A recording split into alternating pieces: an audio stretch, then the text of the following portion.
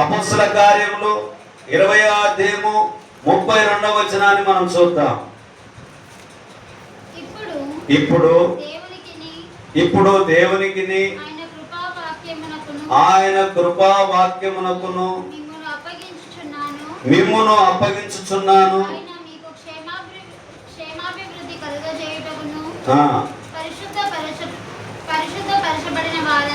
పరిశుద్ధపరచబడిన వారందరూ స్వాస్థ్యము గ్రహించుటకును శక్తిమంతుడు. ఎవని ఎండినైనను బంగారంనైనను వస్త్రంనైనను నేను ఆశింపలేదు. నా అవసరముల నిమిత్తమును నాతో ఉన్న వారి నిమిత్తమును ఈ నా చేతులు కష్టపడినవని మీకే తెలియను.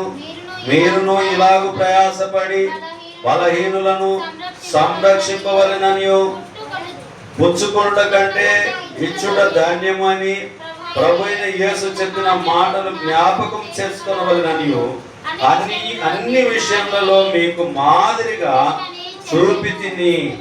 చూపితినని చెప్పాను. ఎవరు చెప్తూ ఉంటున్నారు ఈ మాట? పౌలు గారు చెప్తూ ఉన్నారు. పౌలు మాసిదోనియాకు బయలుదేరుట, రొట్టె విరుచుట గురించి ప్రసంగించుట, ఐదూకును అలాగనే బ్రతికించుట, ఎఫెసీలో సంఘ పెద్దలకు బాధ్యతలను గ్రహింపజేసి పౌలు అప్పగించుచున్నాడు. సంఘ పెద్దలకు ఏం చేస్తున్నాడమ్మా? పౌలు గారు బాధ్యతలను అప్పచెప్తూ ఉంటున్నాడు. ఏమిటి ఆ బాధ్యతలు? నేను ఏ విధంగా అయితే నడుచుకున్నానో మీరు అదే విధంగా నడుచుకోండి. ఎవరి ఎండినైనను ఎవరి బంగారంనైనను నేను ఆశించలేదు. ఏమంటున్నాడమ్మా? ఎవరి ఎండినైనను ఎవరి బంగారునైనను నేను ఆశించడము లేదు. ఎందుకొరకు ఆ మాటలు చెప్తూ ఉన్నాడు దేవుడు అని అంటే, దేవుని వాక్యం చెప్తూ ఉంది అని అంటే, దేవుని మాటలు మనం వింటున్నటువంటి ప్రియులందరం కూడా మనం ఆలోచన చేయాల్సింది ఏంది అని అంటే, దేవుడు మనకంటే శక్తిమంతుడని చెప్పి మనం ఎప్పుడైతే గ్రహిస్తామో, ఎప్పుడైతే దేవుడు గొప్పవాడని చెప్పి భావిస్తామో, మనలో ఉన్నటువంటి బలహీనతలన్నీ తొలగిపోతాయి. నేనే బలవంతుని అని చెప్పి ఒకవేళ మనం ఆలోచన చేస్తే అది తప్పు అవుతుంది. పౌలు గారు అదే గుర్తు చేస్తున్నారు. ఆనాడు యోహాను గారు గుర్తు చేశారు, ఆ తర్వాత పౌలు గారు గుర్తు చేస్తున్నారు. ఏంటంటే, దేవుని పనిని నేను నా చేతులతో కష్టపడి పని చేసుకుంటూ పరిచర్య చేస్తున్నాను అని చెప్పి పౌలు గారు చెప్తూ ఉన్నారు. ఎవరి దగ్గర కూడా సంఘస్థుల దగ్గర ఏం ఆశించలేడంట? ఎండినైనా ఆశించలేడంట, బంగారంనైనా ఆశించలేడు, డబ్బునైనా ఆశించలేడు. ఇప్పుడైతే నేనేం ఆశిస్తా? బంగారు ఇచ్చింటే బాగుండే, ఎండిచ్చింటే బాగుండే, వజ్ర వైడూర్యాలు ఇచ్చింటే బాగుండే, వాళ్ళ ఇళ్ళలా కాల్ చేసి నాకే ఇచ్చింటే బాగుండే. ఈనాడు సేవకులు కొంతమంది ఏమనుకుంటున్నాము? ఇలాగనుకుంటూ ఉన్నాం. కానీ పౌలు గారు చెప్పారు, మనకు మాదిరిగా ఉండమని చెప్పాడు. ఏమిటి అని అంటే, నేను మీ దగ్గర ఏమీ ఆశించడం లేదు, ఏమీ పుచ్చుకోవడము లేదు. ఏదన్నా అవసరం ఉన్నప్పుడు వాళ్ళు ఇచ్చిన దాన్ని కూడా అభినందించాడు పౌలు గారు. ఏమిటంటే, ఏది నాకు కొదువై ఉండలేదు, అన్ని సమృద్ధిగా మీరు ఇచ్చారని చెప్పి గుర్తు చేశాడు. శక్తిమంతుడైనటువంటి దేవుడు, దేవుని వాక్యము మనం వింటున్నటువంటి ప్రజలందరం కూడా ఆలోచన చేయాల్సిందంటే, ఇచ్చుటగా పుచ్చుకొనుట కంటే ఇచ్చుట ధన్యకరమై ఉంటుంది. కాబట్టి మనము తీసుకునే అలవాటు పడ్డటువంటి మనము ఇచ్చే అలవాటు కూడా నేర్చుకోవాలి. మీ ఇంటికి వస్తే మాకేమిస్తారు, మా ఇంటికి వస్తే మీరేమిస్తారు అన్నట్టుగా మనం ఉండవద్దు. ఎట్టి పరిస్థితుల్లో మాకే ఇవ్వాలనేటటువంటిది ఆలోచన చేయవద్దు. ఒక సేవకుడు ఏం చేసిండంట, అందరూ కానుకలేసి చూస్తూ ఉన్నాడంట, తాను మాత్రం కానుక లేకుండా ఉన్నాడంట. నాలాగా ఉన్నటువంటి సేవకుడే అందరు కానుకలు వేసుకుంటే ఆ పెట్టెలో చూస్తూ ఉంటూ ఉన్నాడంట, తాను మాత్రము కానుకలు ఇవ్వడం లేదు. ఆ కుటుంబం వర్ధిల్లడం లేదు, ఆ కుటుంబం ఆశీర్వదింపబడడం లేదు. ఏమిటి కారణం? నేను సేవ చేస్తున్నా కదా, నేను బలపరచబడాలంటే ఏం చేయాలి నేను అంటే, ఫిలిప్పీ 4:13 చెప్పబడినట్టుగా నన్ను బలపరచు వాని యందు నేను సమస్తము చేయగలనని చెప్పి దేవుని వాక్యం సెలవిచ్చి ఉంటున్నాను. దేవుని బలపరచకుండా నేను బలపడాలనుకుంటే ఎప్పుడు సాధ్యమయ్యే పని కాదు. అరణ్యంలో యోహాను గారు కేకలేస్తున్నారు, మారు మనసు పొందండి, మారు మనసు పొందండి, మారు మనసు పొందండి. నాకంటే నా వెనక వచ్చేవాడు శక్తిమంతుడు, ఆయన చెప్పుల వారును వంగి ఇప్పటికి కూడా నేను యోగ్యుడను పాత్రుడను కానని చెప్పి గుర్తు చేస్తూ ఉంటున్నాను. కాబట్టి ప్రియమైనటువంటి వాళ్ళారా, నా జీవితంలో మనం ఆలోచన చేయాల్సింది ఏంటంటే, దేవుని కన్నా గొప్పగా, దేవుని కన్నా ఎక్కువగా దేన్ని మనము ప్రేమించకూడదు, ఆశించకూడదు, ఊహించుకోకూడదు. మనం ఆలోచన చేయాల్సింది చాలా విషయాలు. దేవుడు శక్తిమంతుడై ఉన్నాడు.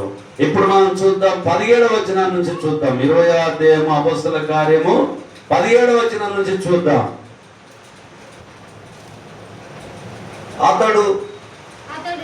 అతడు మిలేతు నుండి ఎఫెసునకు వర్తమానము పంపి సంఘపు పెద్దలను పిలిపించెను. వారు తన యొద్దకు వచ్చినప్పుడు అతడు వారితో ఇట్లా, నేను ఆసియాలో కాలు పెట్టిన దినము నుండి ఎల్లకాలం మీ మధ్య ఎలాగూ నడుచుకుంటునో మీరే ఎరుగుదురు. యూదుల కుట్రల వలన నాకు శోధనలు సంభవించినను కన్నీళ్లు విడుచుచు పూర్ణమైన వినయ భావముతో నేను ఎలాగూ ప్రభువునకు సేవించుచుంటినో మీకే తెలియను. మరియు ప్రయోజనకరమైనది ఏది దాచుకొనక బహిరంగముగాను ఇంటింటను మీకు తెలియజేయచ్చు బోధించచ్చు దేవుని ఎదుట మారు మనసు పొంది మన ప్రభు అయిన యేసు క్రీస్తు నందు విశ్వాసం ఉంచవలెనని యూదులకును యేసు దేశస్థులకును ఎలాగూ సాక్ష్యం ఇచ్చుచుంటినో ఇదంతయు మీకు తెలియను. ఇక్కడ మనం ఆలోచన చేస్తే నేను ఏది కూడా దాచుకోవడము లేదని చెప్తూ ఉన్నా. ఈ రోజుల్లో చాలా మంది ఏం చేస్తాము, దాచుకునే అలవాటు పడ్డది. ఏమిటి ఆ దాచుకోవడము? బుక్స్ ఉన్నాయి అనుకోండి, ఉదాహరణకు నాకు మా సారోళ్ళు బుక్స్ ఇచ్చారనుకోండి, ఇవి ఇతరులకు పంచమని చెప్పారనుకోండి, ఒకవేళ నేను పంచకుండా నేనే చదువుకోవాలి, ఎవరు చదువుకోకూడదు అని నేను అనుకున్నాను అనుకోండి, నేను దాచుకోనట్టుగానా? మరి దాచుకోవడం వల్ల నాకేమైనా మేలు జరుగుతుందే? ఏమీ జరగదు. ఎందుకనంటే పౌలు గారు గుర్తు చేస్తూ, నేను ఏమీ దాచుకోవడం లేదు, మీ మధ్యలో నేను ఏ విధంగా నడుచుకుంటునో మీరే ఎరుగుదురు. చదువుతండి. ఇదిగో నేను ఇప్పుడు ఆత్మయందు బంధింపబడిన వాడనై యెరూషలేమునకు వెలుచున్నా, అక్కడ నాకు ఏమేమి సంభవించునో తెలియదు గాని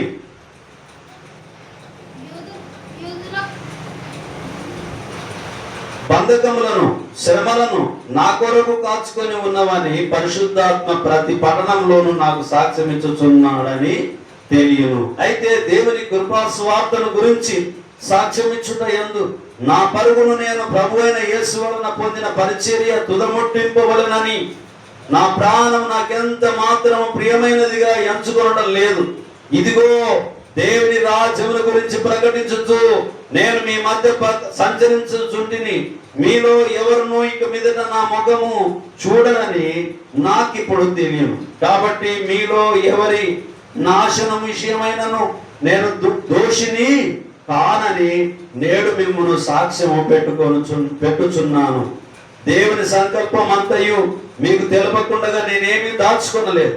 దేవుడు తన స్వరక్తం ఇచ్చి సంపాదించిన తన సంఘమును కాయుటకు పరిశుద్ధాత్మ మిమ్మల్ని దేని యందు అధ్యక్షుడిగా వచ్చునో ఆ యావత్ మందను గురించి మీ మట్టుకు మిమ్మల్ని గురించి జాగ్రత్తగా ఉండుడి. అంటే నేను ఏ విషయంలో కూడా నేను తప్పిపోవడానికి ప్రయత్నము అలాంటి ఆలోచన ఉద్దేశాలు నేను కలగలేదు. మీ ముందు ఏ విధంగా నడుచుకున్నాను, ఒకవేళ మీరు నష్టపోతే, మీరు ఒకవేళ నశించిపోతే దానికి నేను బాధ్యుని కాదు, మీరే సాక్షులని చెప్పి సంఘానికి గుర్తు చేస్తూ ఉన్నాడు. అలాగనే సంఘ పెద్దలను మరి తీర్మానం చేసి పౌలు మాసిదోనియాకు బయలుదేరుట రొట్టె విరుచుట గురించి, ప్రసంగించుట గురించి, అలాగనే అనేక పెద్దలను బాధ్యతలు ఇచ్చినటువంటి విషయాలను ఇక్కడ గుర్తు చేస్తూ ఉంటూ ఉన్నాడు. కాబట్టి ఇప్పుడు 32వ వచనాన్ని మనం చూద్దాం. ఇప్పుడు దేవునికి ఆయన కృపా వాక్యమునకు మిమ్మును అప్పగించుచున్నా ఆయన మీకు క్షేమాభివృద్ధి కలుగజేయుటకు పరిశుద్ధపరచబడిన వారందరిలో స్వాస్థ్యమును గ్రహించుటకును శక్తిమంతుడు. చూడండి ప్రియమైనటువంటి, శక్తిమంతుడై ఉంటున్నాడు. చాలునయా చాలునయా నీ కృప నాకు చాలునయా, నీ కృప నాకు చాలునయా. ప్రేమామయుడవై ప్రేమించావు, కరుణామయుడవై కరుణించావు, ప్రేమామయుడవై ప్రేమించావు, కరుణామయుడవై కరుణించావు. తల్లిగా లాలించి తండ్రిగా ప్రేమించి, తల్లిగా లాలించి తండ్రిగా ప్రేమించి, ప్రేమా కరుణ నీ కృప చాలు, ప్రేమా కరుణ నీ కృప చాలు. చాలునయా చాలునయా నీ కృప నాకు చాలునయా, నీ కృప నాకు చాలునయా. బంధువులు స్నేహితులు త్రోసివేసిన, తల్లిదండ్రులే నన్ను వెలివేసిన, బంధువులు స్నేహితులు త్రోసివేసిన, తల్లిదండ్రులే నన్ను వెలివేసిన, నన్ను నీవు విడువనలేదయ్యా, మిన్నగా ప్రేమించి రక్షించినావయ్యా. నీకేమి చెల్లింతు నా మంచి మెస్సయ్యా, నీ సాక్షిగా నేను ఇలా జీవింతునయ్యా. ప్రేమా కరుణ నీ కృప చాలు, ప్రేమా కరుణ నీ కృప చాలు. చాలునయ్యా చాలునయ్యా నీ కృప నాకు చాలునయ్యా, నీ కృప నాకు చాలునయ్యా. అపోస్తలుడైనటువంటి పౌలు గారు పదే పదే పదే గుర్తు చేస్తూ ఉంటూ ఉన్నారు. యోహాన్ గారు గుర్తు చేస్తూ ఉంటున్నారు, నాకన్నా నా వెనక వచ్చేవాడు శక్తిమంతుడు యేసు ప్రభు అని చెప్పి. ఆయన చెప్పుల వారు నిప్పుటకు కూడా నేను యోగ్యుడను కాను. మనం కూడా ఏం చేయాలి? మనం యోగ్యులము కాము, కానీ యోగ్యుడైనటువంటి క్రీస్తుని అంబడిస్తున్న అనుచరులమై ఉంటున్నాం. ఆయన కుమారులుగా కుమార్తెలుగా ఉంటూ ఉన్నాం, ఆయన బిడ్డలుగా మనం ఉంటున్నాం, ఆయన సొత్తైన ప్రజలుగా మనం ఉంటున్నాం. కాబట్టి ప్రియమైనటువంటి సహోదరి సహోదరులారా, మన జీవితాన్ని దేవుని ఆధీనం ఉంచుకొని ముందుకు కొనసాగే వారిగా ఉండాలి. 33వ వచనాన్ని చదువుకుందాం. ఎవని ఎండినైనను బంగారంనైనను వస్త్రములైనను నేను ఆశింపలేదు, నా అవసరముల నిమిత్తమును నాతో ఉన్న వారి నిమిత్తమును ఈ నా చేతులు కష్టపడని మీకే తెలియను, కష్టపడునని మీకే తెలియను. మీరును ఇలాగు ప్రయాసపడి బలహీనులను సంరక్షింపగలనని పుచ్చుకొనుట కంటే ఇచ్చుట ధన్యమని ప్రభు అయిన యేసు చెప్పిన మాటలు జ్ఞాపకము చేసుకునవలని. అన్ని విషయంలో మీకు మాదిరి చూపితినని చెప్పాను. అతడిలాగు చెప్పి మోకాళ్ళని వారందరితో ప్రార్థన చేశాను. అప్పుడు వారందరూ చాలా ఏడ్చి, మీరు ఇక మీదట నా ముఖము చూడరని అతడు చెప్పిన మాటకు విశేషంగా దుఃఖించు పౌలు మేడ మీద పడి అతని ముందు పెట్టుకొని వారు ఓడ వరకు అతని సాగనంపిరి. అవును ప్రియమైనటువంటి వాళ్ళ సేవకులకు ఎప్పుడు ఏం జరుగుతుందో తెలియదు. విశ్వాసులకు ఎప్పుడేం జరుగుతుందో తెలియదు. కానీ పౌలు గారు చెప్తూ ఉన్నారు, మళ్ళీ నేను రాలేను. మీరు జాగ్రత్తగా ఉండండి అని చెప్పి గుర్తు చేశాడు. శక్తిమంతుడైన క్రీస్తు వైపు ఉండమని చెప్పి గుర్తు చేశాడు. మీరు అదుపు తప్పకుండా బ్రతకమని చెప్పి గుర్తు చేశాడు. పవిత్రంగా జీవించమని గుర్తు చేశాడు. పరిశుద్ధంగా జీవించమని గుర్తు చేశాడు. పాపంలో పడిపోకుండా ఉండాలని గుర్తు చేశాడు. అన్ని విషయాలను దేవుడి వాక్యం ద్వారా గుర్తు చేశాడు. ఆయన పిల్లలు మిద్దె మీదకి వెళ్తున్నారు, దయచేసి వాళ్ళని దింపండి, కింద పడితే ఇబ్బంది అవుతుంది. మళ్ళీ లేనిపోయిన ఒక్కరు వెళ్ళండి, ఎవరైనా ఒక్కరు వెళ్ళండి. దయచేసి మరొక వాక్య భాగంలోకి